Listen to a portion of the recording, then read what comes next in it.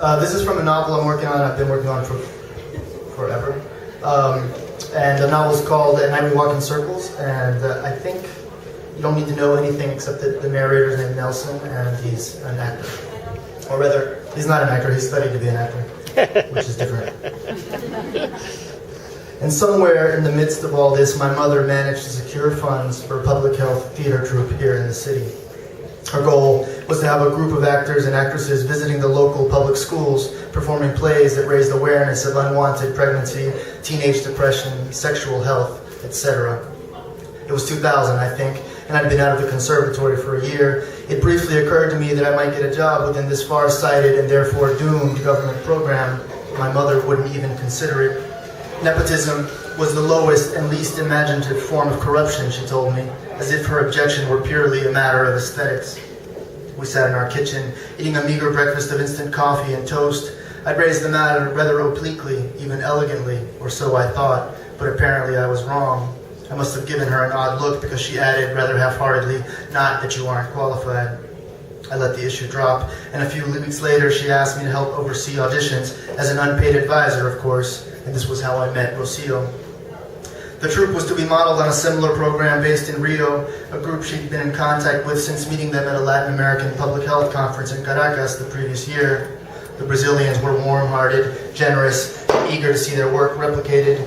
Each week a package arrived on our doorstep containing proposals, planning documents, full-color graphs, charting the rising and falling teenage suicide rate in the infinite slums of Rio.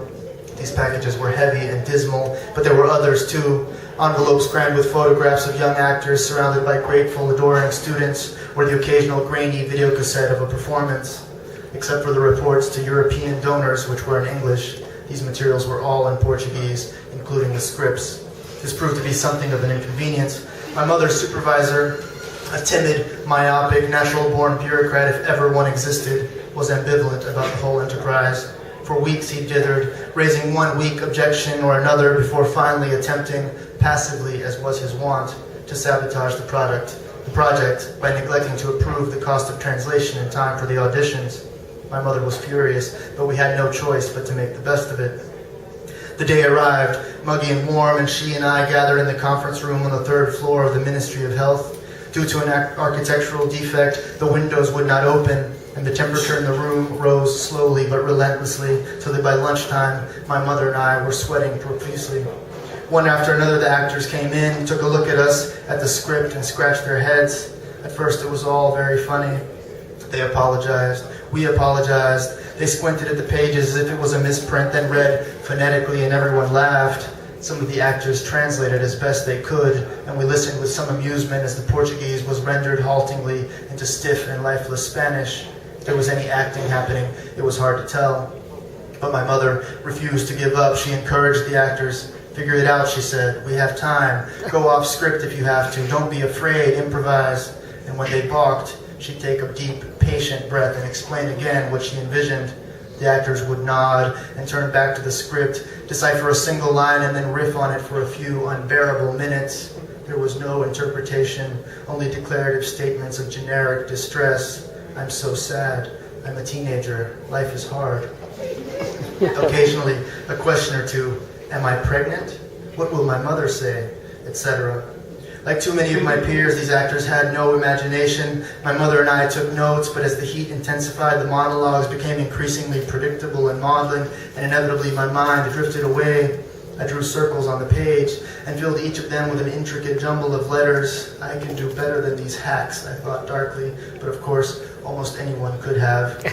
The soporific heat, the grating sound of broken Portuguese, and these disappointing actors, my friends, many of them, it was all too much.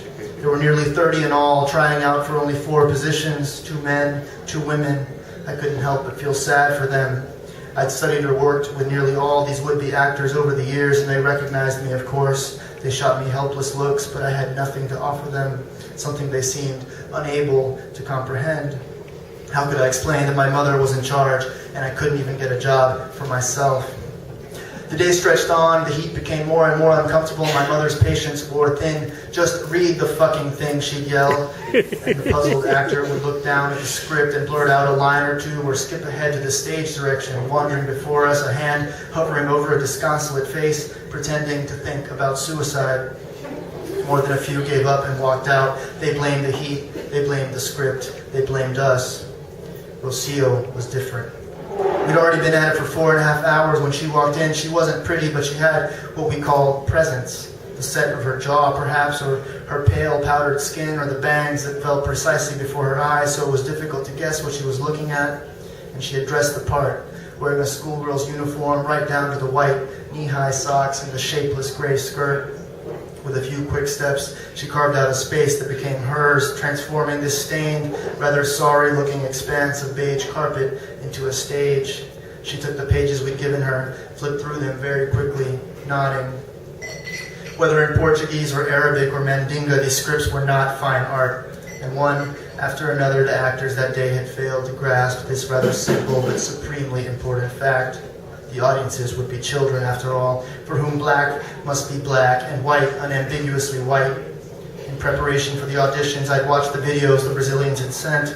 Occasionally, when the background noise overwhelmed what was happening on stage, the jittery handheld camera panned away from the actors and toward the students, revealing a frantic, histrionic gaggle of identically dressed children at the very point of losing their collective minds. They would shout, squirm, pull their hair, cry. The drama of these crowd shots surpassed anything that could possibly take place on stage, on any stage. It looked like a Bruegel painting or a scene from a zombie film or a late-night service at an evangelical church. That moment when the worshipers are seized by the Spirit and the Lord, in His limitless wisdom, marches the congregation directly and without delay toward a shared and joyful madness. We were looking for a few actors who could replicate that. Rocio handed the script to my mother, took a step to the area where she had designated as her stage, and promptly crumbled to the floor. It happened very fast, so suddenly that we were both taken aback. My mother frowned. "Is everything all right?" she asked. Rocio looked up for a moment and shook her head. It was a hideous, pitiful face, battered and young and streaked with tears. "How can everything be all right?" she muttered. "How can it?" My mother turned to me, nodding. Crying on demand always fascinates non-professionals, but in this case, I suppose it wasn't uncalled for. "What happened?" I asked, playing along. "The girls at school, you know the ones, they say things." Rocio sat up, rolled her head around so that her bangs fell back, and we caught briefly a glimpse of her red, swollen eyes. Then she stood slowly, unlocking each of her joints one by one, and once on her feet slouched and crossed her legs, scratching her face and mumbling a few words neither my mother nor I could make out. Something about the cliques that ran the school and a boy she'd liked. "He said he wanted to kiss me," Rocio whispered, "but then he didn't." She exuded so much vulnerability it felt indecent just to watch her. After a while, my mother asked Rocio to stop.